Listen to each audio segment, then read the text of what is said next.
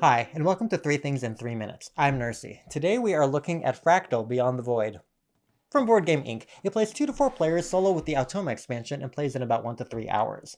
What it's about, Fractal Beyond the Void is a Space 4X game where factions are trying to rise to dominance after the fall of the expansive Federation and is played over a single game or a campaign. Each player starts with an asymmetric faction and government, and in each gameplay cycle, players will take turns taking 2 actions by spending money or depleting the action. The actions include recruiting units at their planets, advancing across the board, colonizing planets to advance on one of 4 tracks, or generating research to gain technologies. They may also take their government special action and claim and use one of 4 action cards in the display.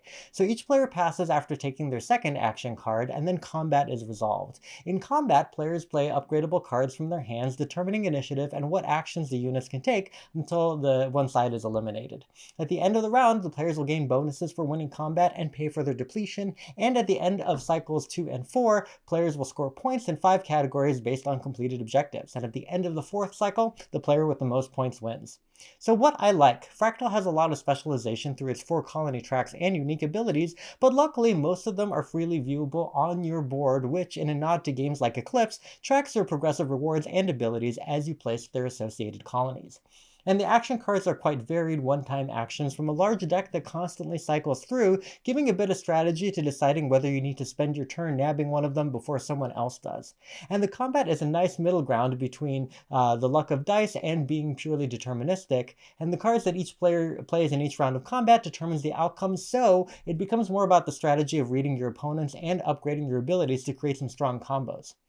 So points to consider. If you can't get your economy going, you'll find that you'll easily fall behind other players, as in most turns, spending money is how you'll take your actions, and if your income falls behind, you'll have a hard time getting enough actions to catch up. Also, the game has quite a bit of specific rules, exceptions, and rule alterations based on factions, governments, and technology, and it's scattered across multiple cards and an often vague rulebook, making things easy to miss and requiring frequent rechecking of those sources. And the combat can take up a lot of time, especially in the late game, which can be exciting or frustrating depending on how much you love combat. And the game's largely equivalent planet types, while creating balance, can end up feeling a bit bland and minimize the sense of exploration. So in summary, Fractal does a great job of allowing for streamlined asymmetric space 4X gameplay, even if the rules and exceptions can be scattered and easily forgotten.